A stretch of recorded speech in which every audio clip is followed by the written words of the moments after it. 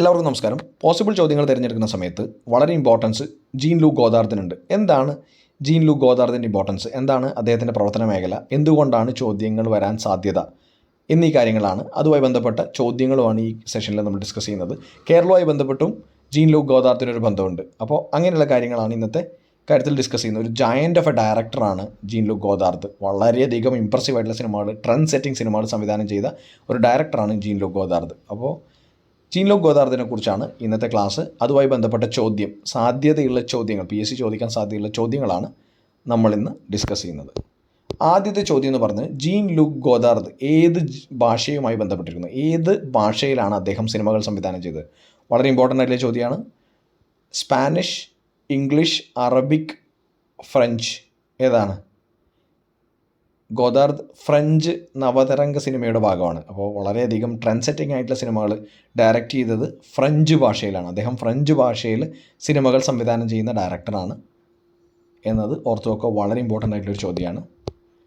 French നവതരംഗ സിനിമയുടെ അമരക്കാരിൽ ഒരാളായിരുന്നു ലൂക്ക് ഗോദാർദ് അഥവാ Jean Luc Godard. 2021 Kerala international film festival, അതായത് international film festival of Kerala IFFK 25ാമത്തെ IFFKയിൽ ലൈഫ് ടൈം അച്ചീവ്മെൻ്റ് അവാർഡ് സമ്മാനിച്ചത് ആർക്കാണ് എന്ന് ചോദിച്ചാൽ ആർക്കാണ്? ജീൻ ലൂക്ക് ഗോദാർദിനാണ്. അപ്പോൾ വളരെയധികം ഇമ്പോർട്ടൻസ് ഉള്ള ഒരു ഭാഗമാണിത്. ചോദിക്കാൻ അത്രയധികം സാധ്യതയുള്ള ഒരു ചോദ്യമാണ്. 2021 IFFK 25ാമത്തെ IFFK ആണ്. അതിലാണ് ലൈഫ് ടൈം അച്ചീവ്മെൻ്റ് ആർക്ക് കൊടുത്തത്? ഗോദാർദിന് കൊടുത്തത്. അത് വളരെയധികം ഇമ്പോർട്ടൻസ് ഉള്ള കാര്യമാണ്. കാരണം ഗോദാർദ് ഈയിടെയാണ് മരിച്ചു പോയത്. അതുകൊണ്ട് വളരെയധികം ഇമ്പോർട്ടൻസ് ഉള്ളൊരു കാര്യമാണ്. കാരണം കേരളത്തിലെ പോലെ സിനിമാ സ്നേഹികൾ അങ്ങനെ ഒരു ലെജൻഡിനെ അനുസ്മരിച്ചുകൊണ്ട് അദ്ദേഹത്തിന് ലൈഫ് ടൈം അച്ചീവ്മെൻറ്റ് കൊടുത്ത ഒരു നിമിഷമാണ്. അതുകൊണ്ട് തന്നെ വളരെയധികം ഇമ്പോർട്ടൻസ് ഉണ്ട്. ഗോദാർദ് ജനിച്ച വർഷം 1930 ഗോദാർദ് ജനിച്ചത്. ആദ്യ സിനിമ ഏതായിരുന്നു? ബ്രത്ത്ലെസ് ആണ് ആദ്യ സിനിമ. ബ്രത്ത്ലെസ് ആണ് ആദ്യ സിനിമ. ഓർത്ത് വെക്കണേ. കേരള ചലച്ചിത്ര അക്കാദമി ചെയർമാൻ ആരാണ്? രഞ്ജിത്ത് ആണല്ലേ.